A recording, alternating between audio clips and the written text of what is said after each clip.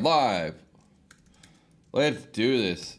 What's up, boys and girls? I am just gonna pull a few things up and welcome while you guys get situated. Give me a little comment in the chat box just so I know you guys can hear me all right. Let me know about the volume if you guys can hear me loud enough, or if you need me to turn it up a little bit. Let me just check our channels here. Boom. Boom. Boom. Boom. All right. I think we should be all right, you guys. Just see. Sweet. Give me a quick comment. Just let me know you guys can hear me all right wherever you are. I'm just checking all our channels, making sure that we sound good and that we're coming through clear. Then we'll get rocking and rolling here in a bit. Sweet. All right, sweet. I see a few guys on LinkedIn. If you guys are on LinkedIn, give me a comment over there. Just let me make sure that the chat's pulling in. I see some of you guys on Facebook. If you're in one of our Facebook groups, whether it's Scaling High Ticket or 7-Figure Remote Sales Pros, give me a comment in there. Let me make sure that you guys can hear me and you see me. I'm going to hit the everyone tag while I'm here. Sweet. What up, Mike? There you are. All right, sick. Good to see you, brother. If you guys are catching this on the replay too, give me a replay. This is for my peeps who are located in the future. And then I think we should be good to roll. I think we should be good to roll. All right. Let me just double check one last thing.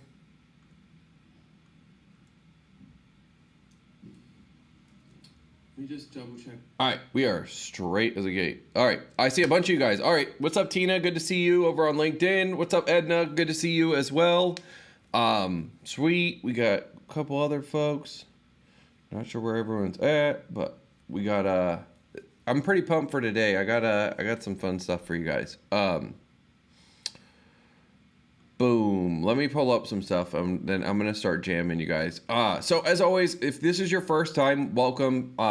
Pumped to have you guys. Any first timers. So this is a lot of fun. What we're going to do here is we're just going to be calling up prospects. We like to do cold calling live. It's one of the ways that I can help you guys understand more about psychology and just the overall sales process is by having you guys be over the shoulder, right? Being able to basically be a fly on the wall watching me as I run through prospecting and plays and whatnot. And I've been developing a bunch of new stuff. So a lot of times I like to just riff on trainings and ideas and things that I've been playing with and cooking up. Especially right now, there's some really cool stuff systems wise that I've been playing with. So I may reveal one or two of those things for you guys. But I'd love to know where you guys are in the world as well. It's cool to see kind of, we always get people all over the world, whether you guys are in Australia, you're in the US, you're in Europe, and it's the evening time, or you're in California or West Coast and it's super early for you. I appreciate you guys being here. So I'm going to run through some quick training topics really fast, and then we're going to pull up the CRM and I'll start building out the list and we'll start hitting the dials.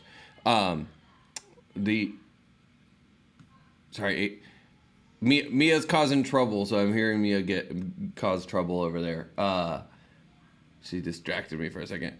All right, I'm going to pull up some stuff for you guys.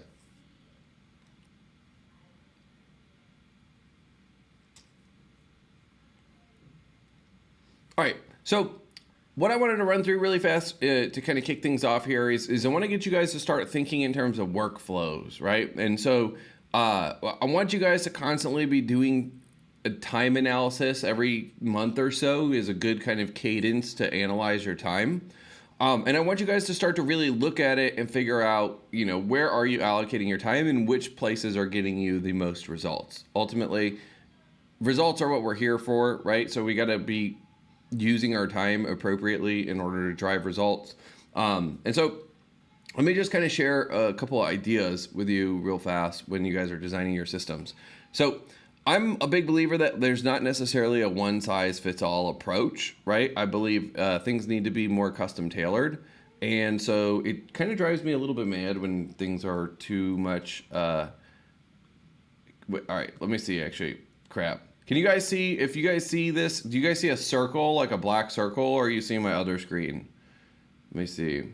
I think you guys are seeing what I'm seeing. I'm going to close my high level real fast.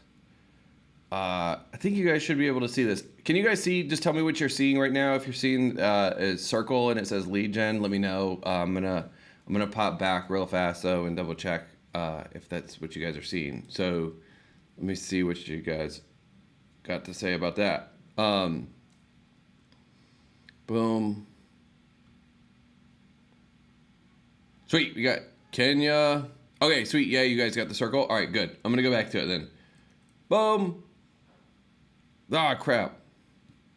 Here it is. All right. It's probably easier if I just do this. So this is something I call the happy client growth loop, or the high ticket growth loop. You may hear me call it sometimes. And so basically when we're scaling systems in terms of sales, you may have heard me talk a lot about how I believe in being full stack. So I believe in being full stack. I believe that, the whole idea of I'm just a closer is such a stupid and limiting identity. I believe in being full stack and understanding every part of the process. When you do that, you're going to be able to be a better sales rep. You're going to be able to do a lot more. You can test a lot more. You can build systems faster. You can get more results.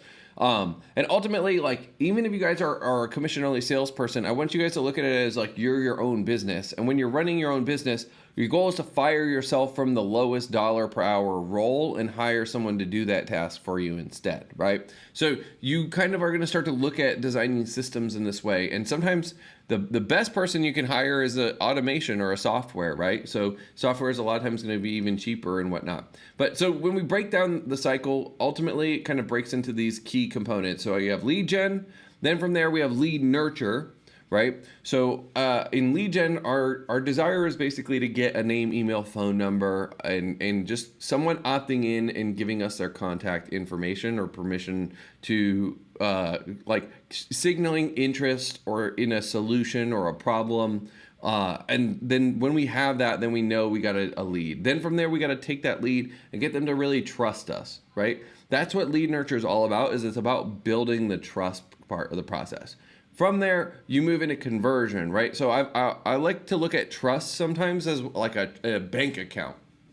So I've always found this analogy works great is if you try to take a withdrawal from a bank account that you haven't put any deposits in, it's really hard to withdraw, right? In fact, you probably don't have any money, so your withdrawal is gonna bounce.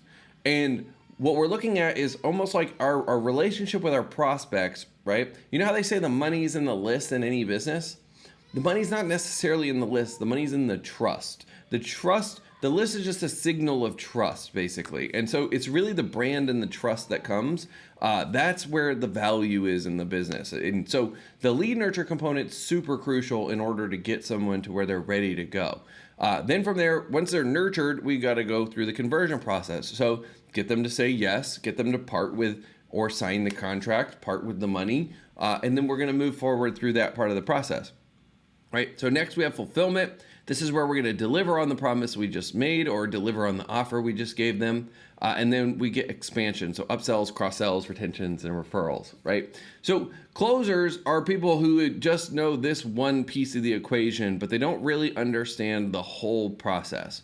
And that's why I'm such a big believer in really mastering the entire process, because when you master the process, you just become so much more valuable. You're able to get into companies a lot earlier. You're able to take bigger chunks of the companies. Like right now, I'm working on a deal where basically I'm going to take 50% of a company to help them scale. I'm really stoked. It's actually been like a target acquisition deal for me. So I'm really pumped on this. But this is just generally when you go full stack, that's what it opens you up to. It opens you up to being able to come in and fix any problem in the sales process. And I want you guys to look at the sales process from a complete end-to-end perspective, right? And so the other mentality that I want to encourage you guys to have is one of experimentation. So what I tend to find happen is people start to get higher value skills, and then they put themselves in an ivory tower. And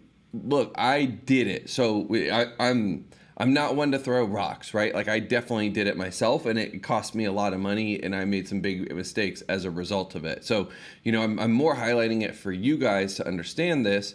But when you start to develop higher and higher dollar per hour skills, which ultimately, right, if you guys remember, and maybe I'm going to draw back a little bit and give you guys one more quick point, right? So if you guys remember, what we've talked about before is that wealth is why we're all here, right? We're in this game because we're here to pursue wealth. Ultimately, most of you guys want financial freedom, and you want just full freedom, right? You want true freedom, which true freedom is the ability to have location freedom, time freedom, freedom of association, meaning who you get to spend your time with, being able to have, I think I said financial freedom, but maybe not. And then also just being able to express yourself creatively, like that's true freedom. So that's what we get into this game for. And in the process of going after and looking to create true freedom, most people accidentally start with the symptom first, and they pursue the symptom. And the symptom of true freedom is wealth, right? So you'll notice that wealthy people are free, or at least a lot of them are, right? And so we kind of idolized and created this image of wealthy people who have all the freedom in the world to come and go.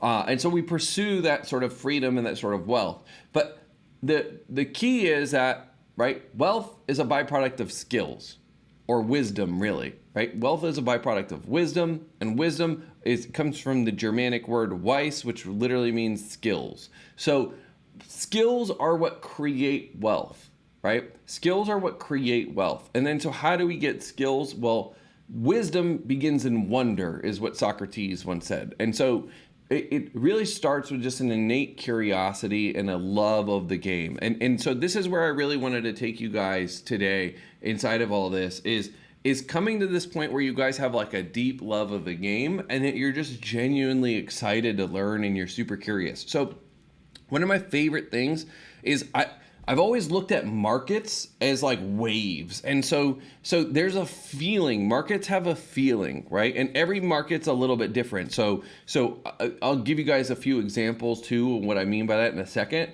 But markets are really fun, and they all have a unique feeling. And when you tune in and you play and you trade in a lot of markets, you start to understand the overall feeling of markets, but you understand the feeling of the specific market you're arbitraging, right? So I want you guys to look at this. If you're selling digital advertising services, you're really arbitraging some market. Either you're arbitraging a labor market because you know how to hire people for cheaper and then you're marking that up, or you're arbitraging the advertising markets because you know how to generate the leads for cheaper and then you're marking them up. Ultimately, if you guys are in a digital media or digital advertising business, then whether you're selling it as a sales professional or you're actually the business owner, then you guys are arbitraging, right? You're surfing a market basically. And so once you guys start to kind of understand, like all a market is a place where people come to exchange goods and services, right? And so when we look at the market, and the foundation of a marketplace is a transaction. A single transaction is sort of like the elemental building block of a marketplace. So once we figure out transactions, right, then we figure out the overall market, and each market will kind of have a feel. And as you get really good, you guys will be able to lock in on certain markets, and you'll know exactly how to trade these markets. So like a market that I'm incredibly good at trading is the sales labor market, right? I know what the going market rates are. I know what people will move at. I know sort of the buy and sell prices on everything, and I really understand that market because I've helped place at this point over 3,500 salespeople on remote sales opportunities. So with all that data and all the recruitment, all the advertising, and all the buying and selling conversations I have with people who are looking to hire or people who want to get hired, right? I have a lot of conversations that brings me a lot of data, and I really understand how to surf that market. So what I want to drive home here, you guys, is that it's a feeling, right? Markets have a feeling, and your goal is to get exposed to the feeling of the market. And there's no better way to get exposed to the feeling of the market than just picking up the fucking phone and calling random people and talking to them, right? Sending text messages to your email, to your list, emailing your list, right? going into groups, and you get this like obsessive quality where you just love the market and you love to understand the market and understand what they think the problem is and what really is the problem, and you fall in love with the problem and you fall in love with the person you're serving, right? And in that process of really loving the person that you're serving and understanding their problems, you'll just have enough buy-sell interactions, you'll really understand how to surf that market. And so it's just a habit. Eventually, my goal for you guys is, now that you guys potentially have some of the understanding of this, and I'd love for you to put in the chat what's come up for you, what sort of aha moment have you had just off of this so far, because what I'm dropping here is pretty heavy, and it's very principle based, and it's sometimes a little bit nebulous, but I want to make sure you guys are getting the point here. So drop in the chat whatever your key takeaway is. And while you do that, I'm going to kind of drive this point all the way home, right? So my goal for you guys is that you guys get full stack, right? You skill stack, which is our game, right? So we're stacking up skills. Oh, I got this skill. Let me add another one. Okay, sweet. Now I'm really good at sales. Let me figure out how to do webinars. Sweet. Now I'm really good at webinars. Let me figure out how to buy ads. Now I'm really good at buying ads. Let me figure out how to write copy. Now I'm really good at copywriting. Let me figure out. And you just stack all these skills, and you get good at all these skills, and you combine them.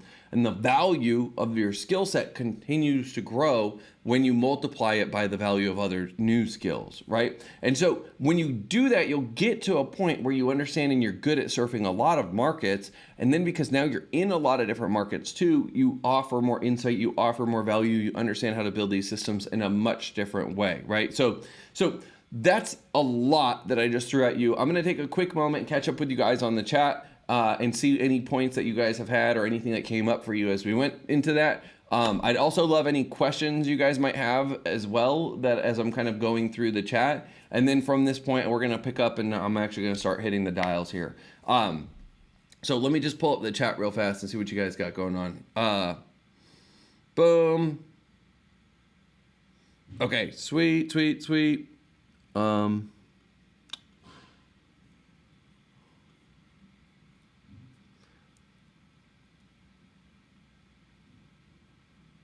Oh, interesting.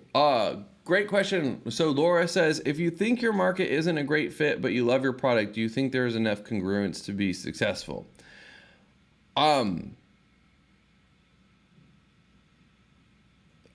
and then she's expanding a little bit. So she's over on YouTube, and she said, I mean, in the sense, I get along with the market well, and the rapport is easy. I'm sensing there's a but coming, so I'm wondering what that's going to be. And then based on that, I should potentially have enough to answer. You see what else you guys got. Sweet. What up, Raheel? Good to see you, brother. Boom. All right, sweet. So I'm just about caught up on the chat questions here, and then we'll get back into the dial part. But tell me what your takeaway was on what we hit so far. Okay, so Laura's question is a really good question. She basically says, if you think your product or your market isn't a great fit, but you love your product, do you think there's enough congruence to be successful? So here's what I've found is that it's more important to love your market than to love your product by a large margin, right? So the most common mistake people will make getting into business is they fall in love with their product. And so they'll take their product and they try and shove it down everybody's throat, and people just aren't really feeling it, right? And so it's way more important to fall in love with a market and then really serve that market and understand what their problems are and try and be able to even anticipate and innovate in solutions to figure out a better solution to their problems, right? So I would much rather have the opposite be true, right? Where you love your market, but your product's not a good fit, because I can find a product that will be a good fit.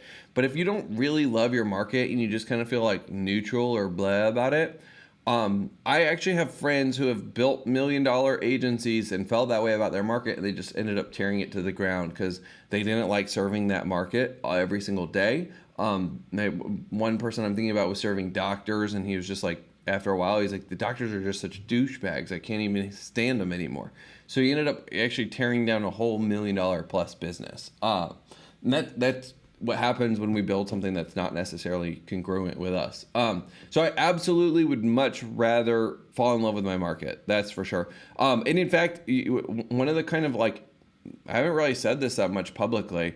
So this is going to be a little bit of like a reveal here and kind of an interesting share, but for a little while, like I fell out of love with my market big time, and it was probably one of the most expensive fucking things that I ever did. And I just got so frustrated. I felt like the barriers to entry were low, and people kept copying all our shit, and like I had like a lot of ungrateful customers, and partly it had to do with the way my messaging was.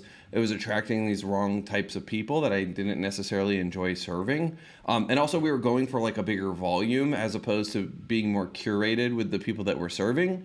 And it just led to this place where like I really didn't enjoy the business at all. And in fact, I really didn't fucking like my customers. I really didn't like customers a lot. And so I would try and avoid talking to customers, do a lot of stuff like try to get it all done through salespeople or get it all done through a copywriter and get it all done through other people. But because I was just out of love with the market, it was showing up that way. And I was angry and I was like super weird. My vibes were just fucked up and off. Like I'll be the first to admit it.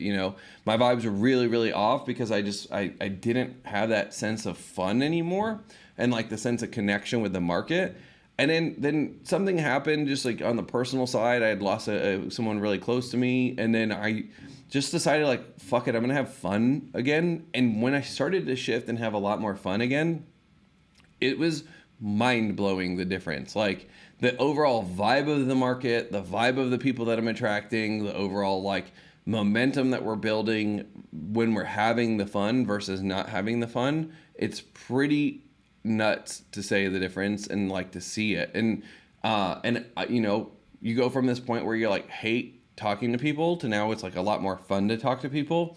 And you just do way better, right? And so one of the things that I've always thought was interesting, and it struck me, was if you've ever read the Everything Store, which is the Jeff Bezos book, like he legit would still get customer service emails and still reply to customer service emails.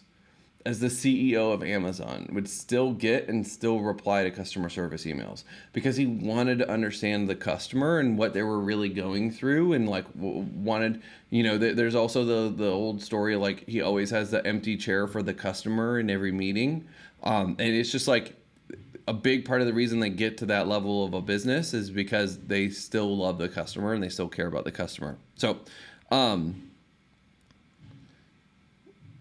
okay, so I don't know what an HSE product is. What's a HSE product? So Laura said, it said it's easy to talk, but overall the group is in this group. Unfortunately, I sell an HSE product. The issue is many aren't easily accessible via LinkedIn. Very nice over achieving targets, but I feel meh. Health, safety, environment. Oh, okay.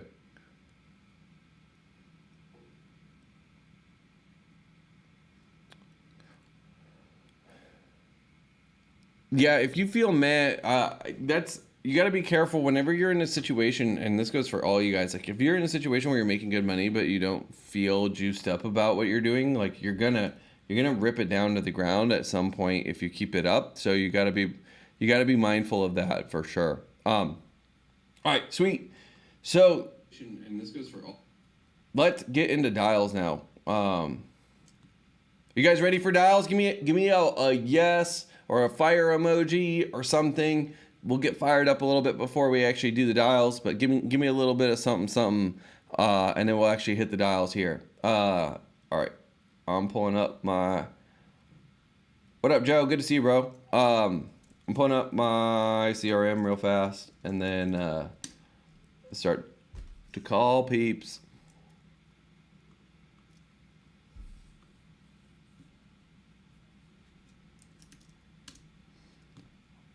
All right. What up, Zara? Good to see you. All right. I am just pulling up the CRM, and then we're going to hit dial in just a second. I think we still got some leads from last week, too. That call last week, I don't know if you guys caught last week's, but holy crap, that was crazy. That was probably one of the crazier calls I've had in a while. That was I wasn't expecting that for sure. All right, let's get in here and hit these dials.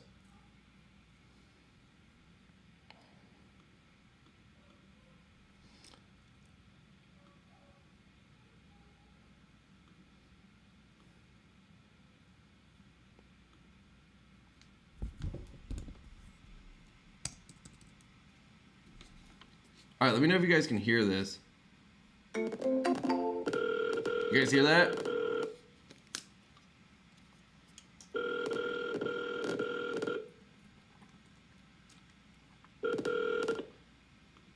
Hello? Lawrence, how you been, man? Yes. Who's this? It's Mike. Mike. Mike, you reached What's out. going on? You reached out because you were looking to hire some commission-only salespeople. Oh, yeah. Yeah, man. What's going on? How things? Well, I'm in a company Zoom call right now, but Oh, you are? yeah. Can you call me back like in an hour? Let me double check. I might be able to. If you want to text me, that might be even easier, to be honest. Well, the conversation I don't want to have over text. The conversation I want to have over the phone. So Oh, I see. I'm in a Zoom call, so a corporate Zoom call. So an hour would be good for me. I'll talk to you then. I want to. All right, let me text you, and if I'm free, we'll be able to connect then. Okay, great. All right, sounds good, Lawrence. Chat soon. Bro, do we just even need to do anything else, or are we just one and done on the day? Like that? What? One and done? I already got an appointment. What? That is the long lost friend right there. That thing works every time, man. What did you guys learn? What did you observe? What did you take away? What did you notice? That's what I want to know from you guys, right? What did you notice? That was fucking easy. That was too easy. Yeah, I want a weird one after that. But what did you guys notice? Drop it in the chat. I want to see what you guys noticed, what you guys took away. We got an appointment. I'm going to make sure I put that on the calendar so I don't forget, because I'm liable to forget things. Lawrence, there he is.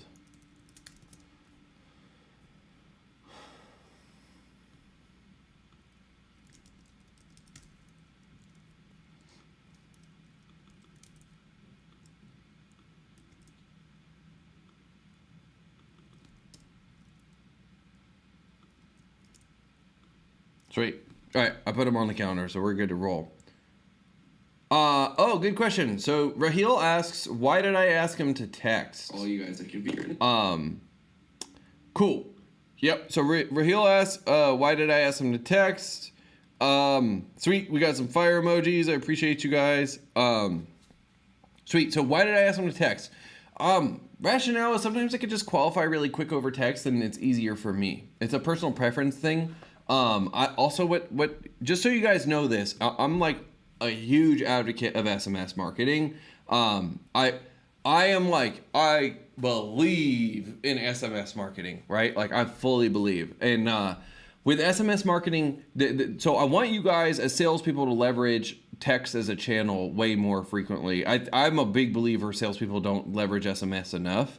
That's like one of my fucking pet peeves if I'm looking at sales reps numbers and I just see they're just not texting their leads. I'm like, I literally shit a brick when that happens. And the rationale is that, so text messages have something like a 90 to 95% open rate, and it's something like 65% of text messages get opened within the first like 3 minutes of receiving them, or so. It's like something insane like that.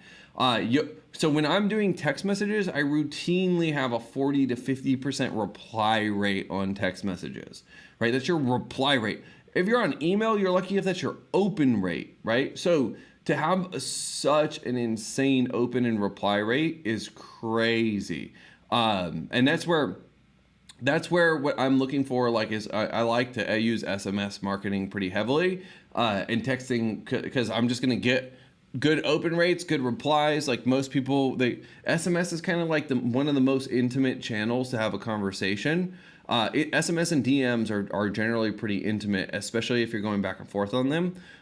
So again, like just by being in the text, that's where I can cover a lot of big stuff, and then I can do some quick qualifications. And then based on like the answer to 2 to 3 questions, I know if I want to even have a conversation or not. So it's just one of the ways that I could potentially save myself like 20 minutes, but maintain and still work that lead and work that opportunity hard. So I see a couple good questions. So I see, why don't people show a good reaction to SMS? Bu- bu- bu- Why it isn't working, I don't know what that means. But I can tell you that SMS will piss people off. So you guys can't you can't abuse SMS, right? If you guys abuse SMS, you're gonna piss people off for sure. Like email is one that I want to email daily, but SMS you don't want to SMS daily. You're gonna burn your list really fast. So SMS is more like a spice, right? So it's something that really helps bring it all together, make it all possible. But it's a little bit more like a spice. You gotta use it delicately. So that is what I had to say about SMS. But yeah, I love SMS. It's one of my favorite ways to be able to work opportunities.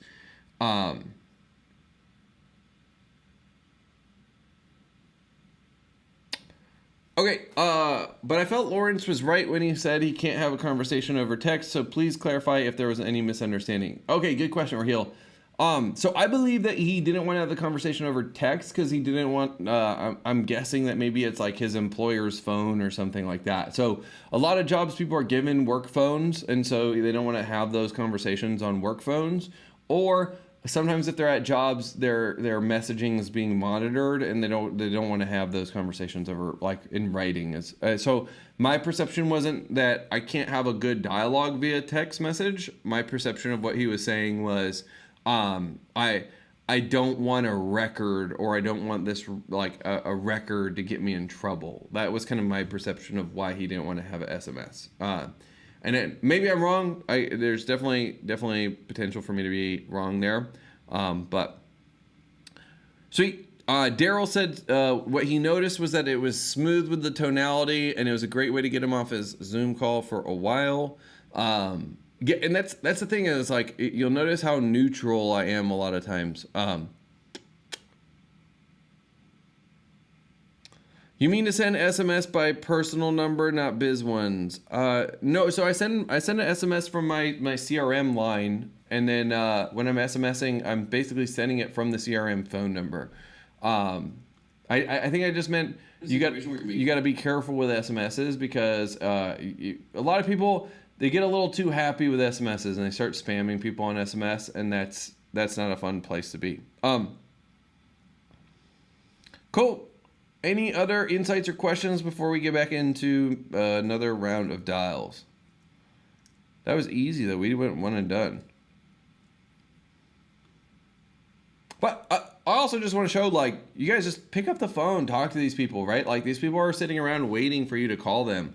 And so much of the time we just get caught in the ivory tower, and then we don't reach out to people, and it's not that hard.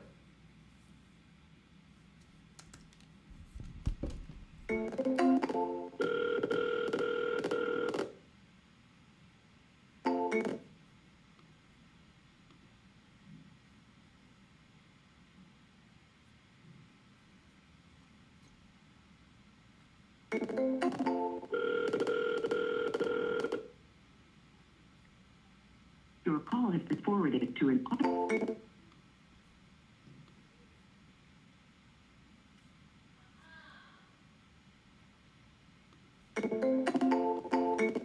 Yeah, I don't want to have this combo.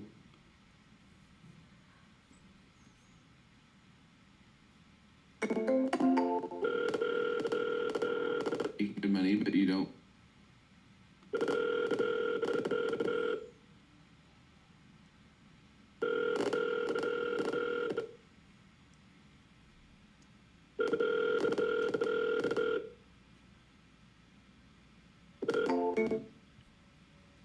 Oh man, I was hoping that was the answer.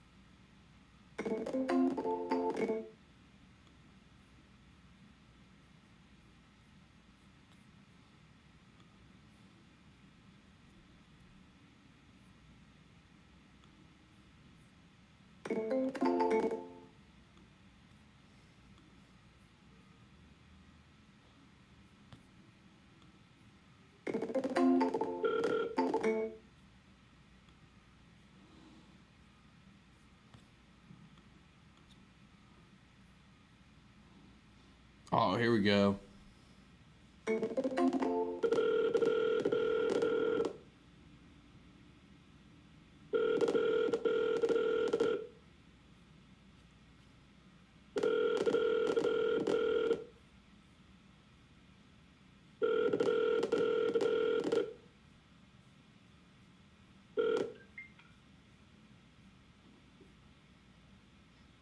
Goody, what's up, man? Hi, Dan. How you? How you been?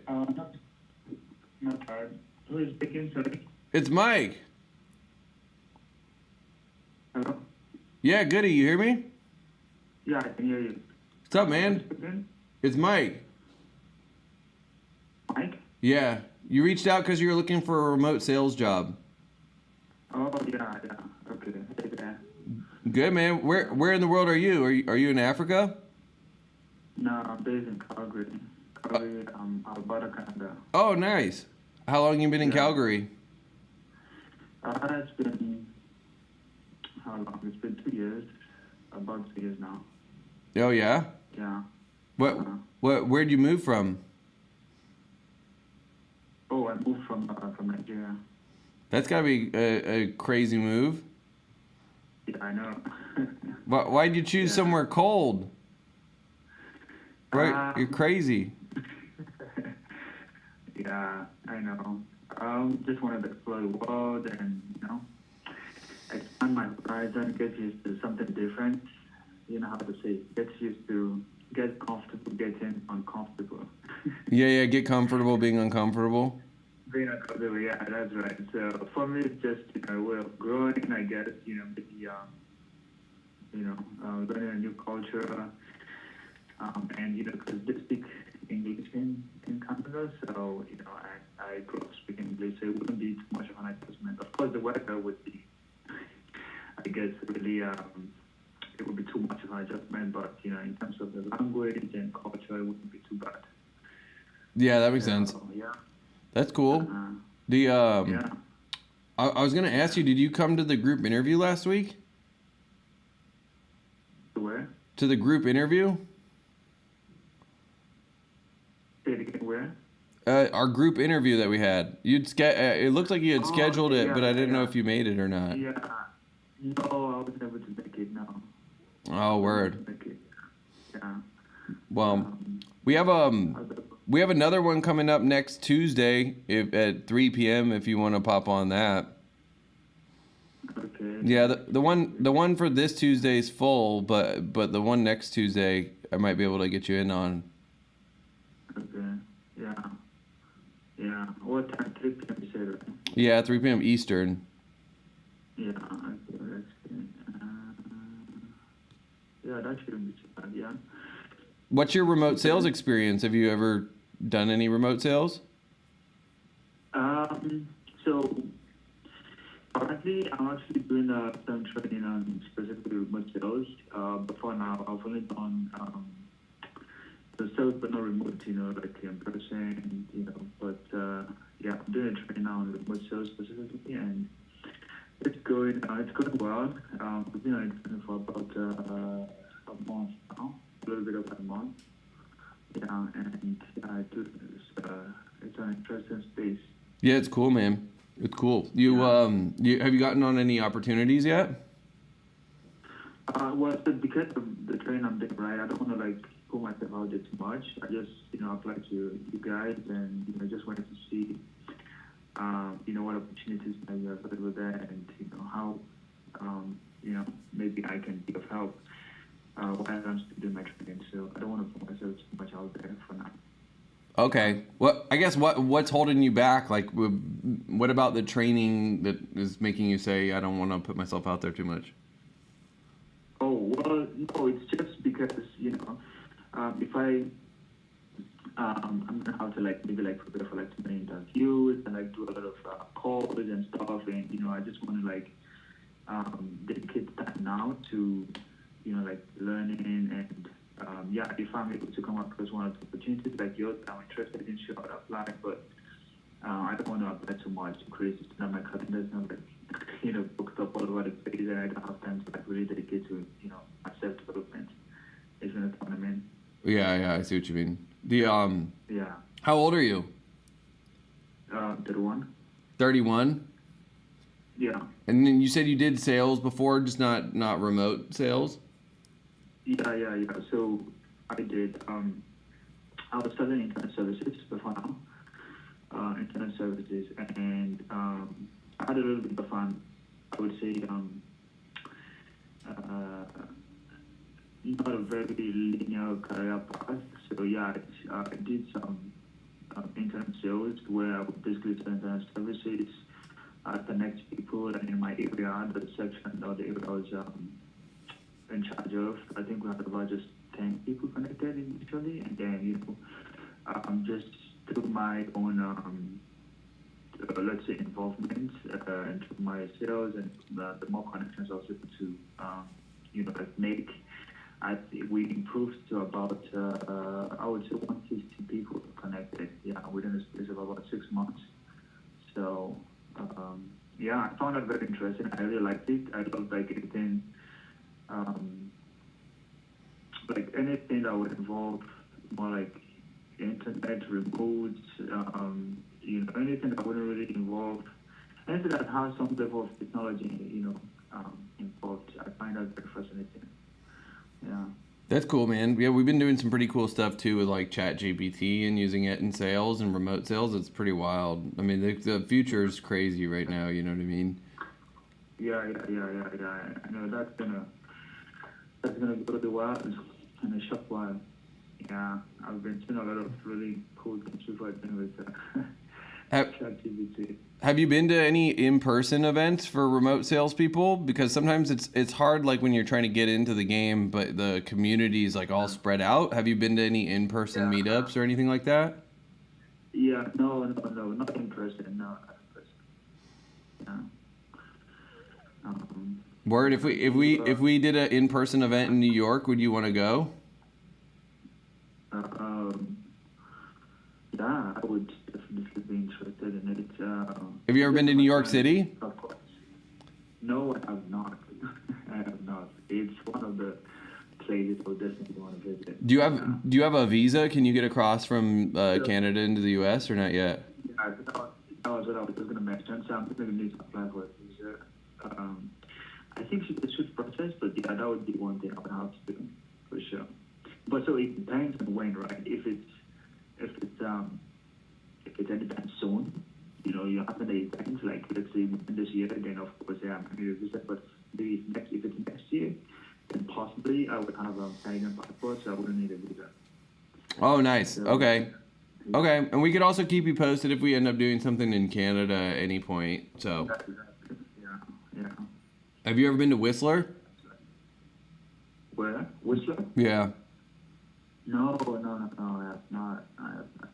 Actually, I haven't been to the United States. So,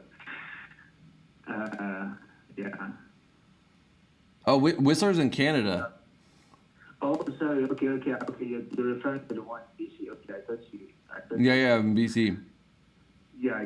No, I haven't. I've been to BC, but I haven't gone as far as Whistler. I know there's some really cool ski resorts there, and I love snowboarding. So, Yeah, the winter is over the next winter. I've been to a few resorts in BC, but not Whistler specifically. Word. Word. Yeah. All right. Well, I gotta run in a second. Do you want me to schedule you for the group sales call on next Tuesday, or you just want to hold off on that and wait? Yeah, sure. I want to come in and I want to be part of it. And then maybe based on the call, we can maybe talk on how to move forward. Okay. What I'll do is I'll text you a link in a little bit, and then you can just register and get signed up for that. Yeah. Okay. Sounds good. Sounds good. All right. Thanks, man. Yeah. What's the name again? I don't think I got it. I'm Mike Mark. Mike Mark. Okay. Yeah. Okay. Sweet. Thanks for reaching out. All right. See you, Goody. It's been a pleasure. Okay. Bye. For sure. Yeah. Bye now. All right. What did you guys notice? That was a fun call, actually. What did you guys notice? I'd love to hear. Kind of what stood out to you? What did you notice? Anything?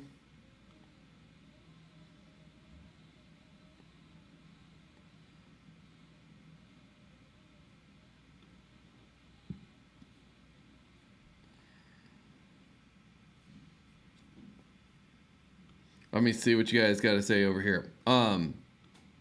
Sweet. I'm just gonna scope the chats. Oh. Sorry, I didn't want to call you right now, Sean. Sweet. What do you guys notice?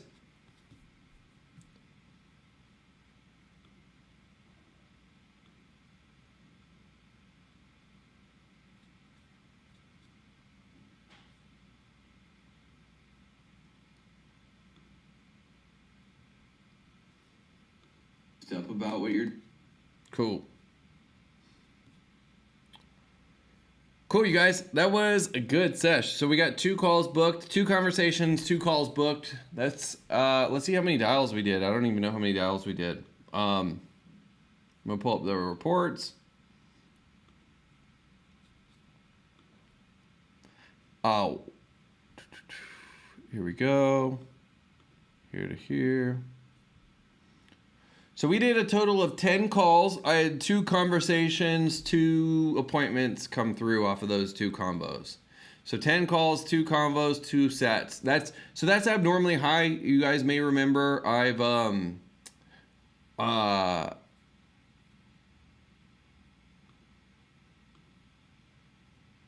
okay, so you guys may remember I've talked about this a lot. So it's 1 out of 10 to 1 out of 15 is generally going to be a pickup rate. So especially in B2B services, stuff like that, I tend to find 1 out of 10, 1 out of 15 is generally what my pickup rate is. So if I dial 10 times, I expect to get 2 or 1 answer, right? And then from that point, what happened, we got lucky. We just popped off. Our first call was an answer. So that helped us stack the odds in our favor.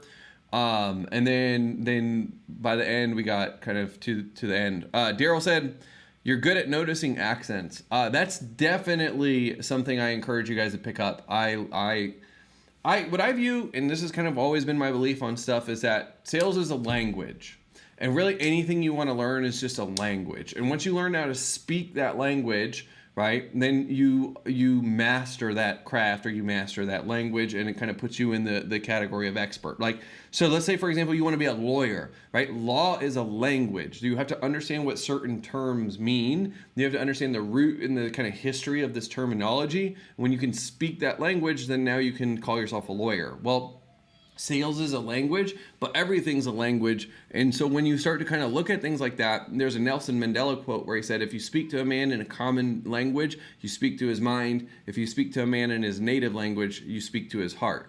And so when we're having these conversations, my goal is to talk to people about stuff that's relevant to them in a way that it's their own native language, right? I'm basically trying to enter the conversation that's happening inside of their mind. Someone said, I don't feel like the second call was a sales call, which is kind of fair, but recruiting's a sales call. So I still would consider that for sure a sales opportunity. Besides, they buy stuff and it's profitable. So I consider that selling. Like you're good. Let me see what else we got. Any other comments you guys have? So Daryl, you say how about B2C? I don't understand what you mean. What about B2C that would you say is different or something? Not exactly sure I understand the question there. I just want to give you guys a quick second. If you guys have any other questions, comments, or anything, appreciate everyone for rocking today. Raheel said I didn't feel like it was a second call was a sales call. I know, it's kind of crazy how fluid and natural it was though. Anything else stand out for you guys? Anything that you guys picked up that you can take and use in your future sales sessions? While you guys are typing that too, one thing I want to say is if you guys are looking for a high ticket sales opportunity, get registered for the group interview. Just put a comment below and if you want to get registered for one of our group interviews. And if you're looking to hire a salesperson as well, just leave a comment saying, hey, I'm looking to hire a salesperson. And then our team will get back to you. And I appreciate you guys for rocking out and for jamming with us. Any other takeaways, observations, or anything that you guys want to drive home before we wrap up our sesh today? What's the pickup for B2C out of 10 calls? So it's generally about the same. 10 to 15 dials is what you're usually going to see. 10 to 15 dials and I'll get an answer is mostly what it is. And that's not for scraped data, but even for scraped data, it's generally the same. See what else you guys got. Any other comments before we wrap up? Cool. I think that is it for today's sesh. I appreciate you all for joining. This was a lot of fun. Again, if you want to hire a salesperson, just drop a comment below. And if you're looking to get on a sales opportunity, drop a comment below. Our specialty is connecting high-performing salespeople with high-performing business owners and then letting them make magic together. So with that, I appreciate y'all. I'm out for the night. I will see y'all later.